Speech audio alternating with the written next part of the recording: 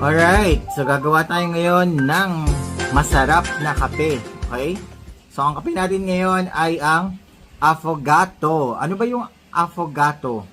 So ang affogato is, meron siyang ice cream, 1 scoop, and then 1 shot ng brewed coffee. So gawin na natin. O yan, bahala kayo dyan, basta makabuo siya. Laki ng ice cream ko. Ayan.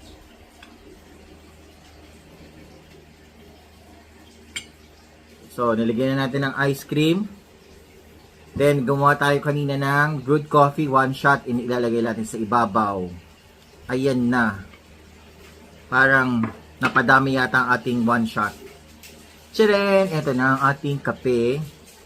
Ang ating affogato.